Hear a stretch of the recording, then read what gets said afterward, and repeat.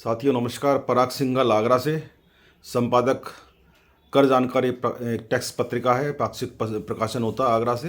पिछले 13 वर्ष से प्रकाशित हो रहा है और काफ़ी राज्यों में इसके पाठक हैं। और संस्था है हमारी association of tax payer and professional, जिसका मैं जनरल सेक्रेटरी हूँ। हम लोग टैक्सेशन पे काम करते हैं और टैक्स के ऊपर जो विसंगतियाँ आती हैं, जो कमियाँ हैं या जो अच्छाई हैं टैक्सेशन में भी, उस पर भी हम चर्चा करते हैं। फ़िलहाल मैं चर्चा कर रहा हूँ आज जीएसटी के अंतर्गत अर्थदंड की व्यवस्था किस किस धाराओं में है। इसका संकलन किया है मेरे मित्र हैं पीयूष मेहरा जी, एडवोकेट पीयूष मेहरा जी मेरठ से हैं। उन्होंने संकलन किया है। ये इसका आर्टिकल कर जानकारी के 1 फरवरी वाले अंक में प्रकाशित होगा, लेकिन मैं आपको पहले से इस वीडियो के माध्यम से उनकी जो उन्होंने संकलन किया उसको बता रहा हूँ। मैं जीएसटी के अंतर्गत अर्थदंड आरोपण की व्यवस्था जीएसटी अधिनियम की धारा 73, 73, 74, 122, 124, 125, 129 में भी रखी गई है। अध्ययन करते हैं जीएसटी धारा 73 का, 73 का एवं 74 का कि किस प्रकार अर्थदंड आरोपित करने का प्रावधान है। सेक्शन 73 के तहत गलत तरीके से आईटीसी क्लेम किए जाने पर टैक्स, अर्थदंड एवं ब्याज लगाने का प्रावधान किया गया है, जबकि सेक्शन 74 में जानबूझकर एवं मिथ्यापूर्व आईटीसी क्लेम करने पर टैक्स, ब्याज व अर्थदंड लगाने का प्रावधान किया गया है। सेक्शन 73 सबसेक्शन 8 का अध्ययन करने पर ज्ञात होता है कि उपधारा 8 सबसेक्शन 8 में यदि व्यापारी नोटिस मिलने के 30 दिन के अंदर उपरोक्त धनराशि जमा कर देता है तो उस पर कोई अर्थदंड देय नहीं होगा। इसी प्रकार यदि व्यापारी आदेश मिलने के बाद उपरोक्त आरोपित टैक्स एवं ब्याज जमा कर देता है तो अर्थदंड स्वीकृत कर का 10% अथवा ₹10,000 जो भी अधिक हो अर्थदंड के रूप में जमा करेगा। इस प्रकार 74 की सबसेक्शन 1 के अनुसार डीलर नोटिस प्राप्त करने से पूर्व यदि टैक्स एवं ब्याज जमा कर देता है तो उस पर 15% की दर से सेक्शन 73 सबसेक्शन 5 के अंतर्गत अर्थदंड जमा कराना होगा।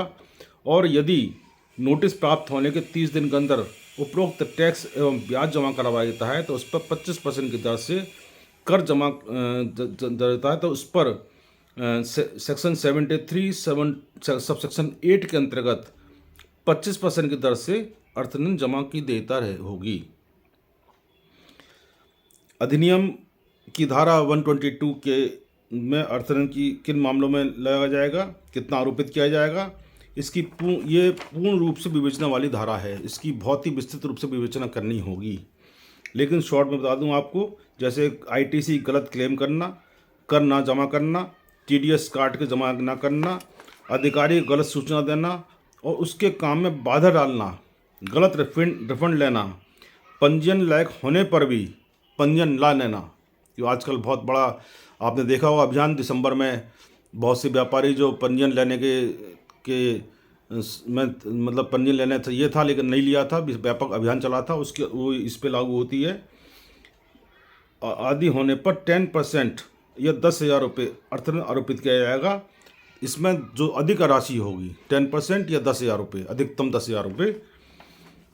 इसी प्रकार सेक्शन 122 सबसेक्शन 2A एवं B में यदि व्यापारी कर जमा नहीं करता है तो उस पर 10,000 रुपये कर का 10%, 10,000 रुपये अथवा कर का 10%। मान लीजिए उस पर टैक्स की लायबिलिटी बननी है 1,40,000 तो 10% 14,000 होगा, तो 14,000 की लायबिलिटी बनेगी। और यदि बनता 90,000 है और 9,000 की बनती है तो 10,000 रुपये जमा करना पड़ेगा। सेक्शन 123 में धारा 150 के अंतर्गत सूचनाएं जो नक्शे रूप में जमा करनी होती है, जमा नहीं करता है, क्योंकि 150 में टीडीएस के बारे में दिया हुआ है, जमा नहीं करता है तो उस पर अर्थदंड ₹100 प्रतिदिन अथवा 5,000 रुपये जो भी अधिक हो। रिटर्न, जैसे टीडीएस रिटर्न काटते हैं डिपार्टमेंट्स वाले या कोई प्राइवेट कंपनी वाले और वो टीडीएस रिटर्न और टैक्स जमा नहीं करते तो उन पर 100 रुपये पर डे और 5,000 रुपये जो भी अधिक होगी वह अर्थदंड देने का दायित्व होगा। सेक्शन 124 के अंतर्गत यदि वह सूचना जानबूझकर एवं बिना उचित कारण के जमा नहीं करता है तो अर्थदंड का जमा राशि 100 रुपीज़ पर डे एवं 25,000 रुपये तक जमा करने का अधिकारी होगा। अधिकारी नहीं होगा बल्कि देनदारी हो उसकी होती है।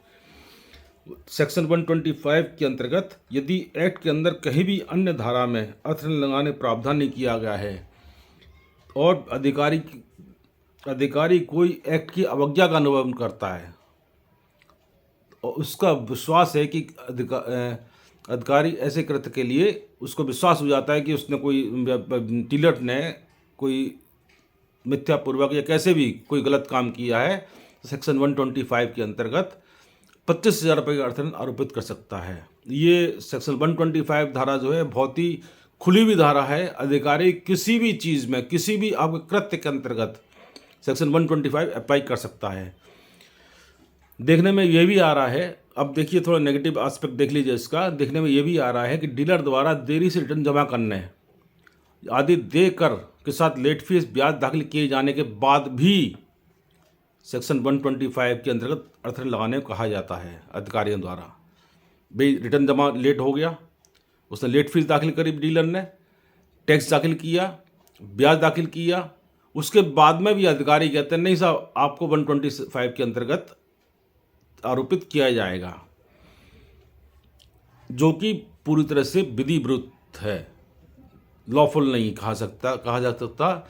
यहाँ पर एक निर्णय है ओम साई प्राइवेट लिमिटेड 2020-37 GSTL 360 के निर्णय का संदर्भ अवश्य दिया है हमारे मेहरा जी ने, जिसमें माननीय उच्च न्यायालय द्वारा ये मत व्यक्त किया गया है कि यदि व्यापारी द्वारा GSTR 1 दाखिल किया गया है एवं GSTR 3 भी दाखिल नहीं किया गया है तो अर्थदंड आरोपित नहीं किया जा सकता।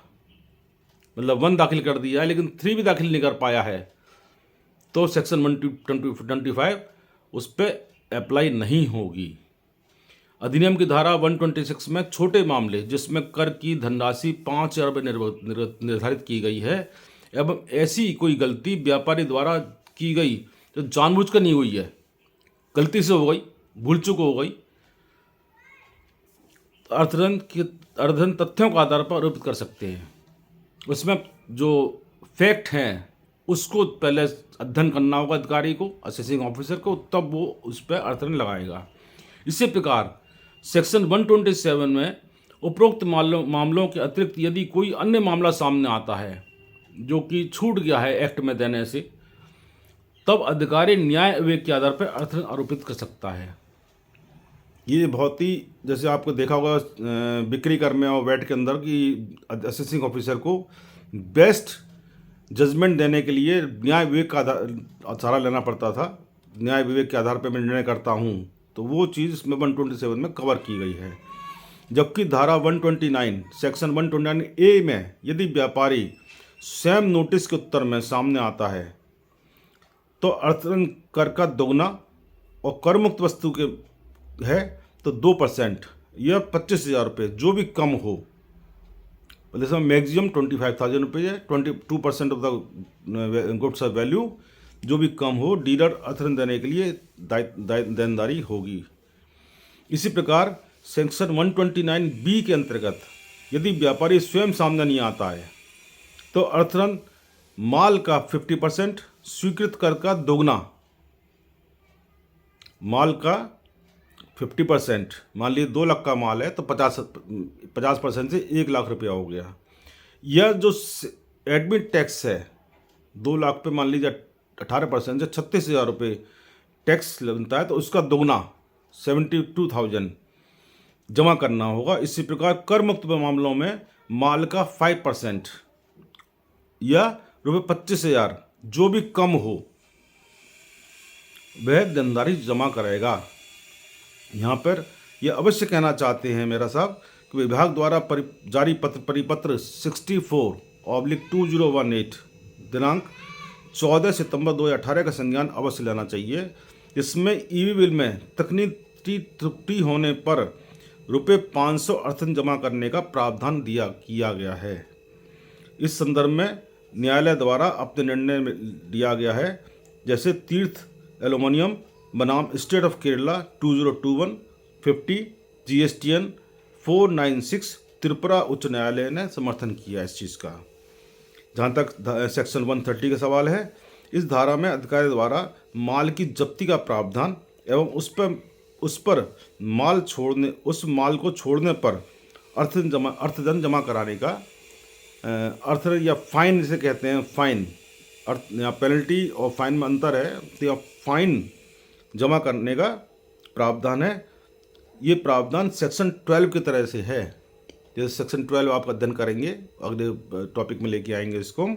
इसमें कहा गया है कि यदि व्यापारी सहमत हो तो कर का टैक्स का 100% एवं या माल के मूल्य के बराबर जमा कर देता है तो माल अब रिलीज़ किया जा सकता है। साथियों, ये पेनल्टीज़ के बारे में हमारे मेहरा जी ने संकलन किया है और मैंने आपके सामने प्रेजेंट किया है। आप इस पर मैं अध्ययन करेंगे तो आपको पाएंगे, और उसमें अनुरोध करूंगा फिर कि कृपया जो जिन्होंने सब्सक्राइब नहीं किया है वो सब्सक्राइब जरूर कर दें मेरे चैनल को, और शेयर करें, लाइक करें। और जब यहाँ तक देखा है तो आपने पूरी वीडियो देखी होगी, तो आप पसंद आई होगी। अपने कमेंट्स ज़रूर दें मुझको। नमस्कार, जय हिंद, जय भारत।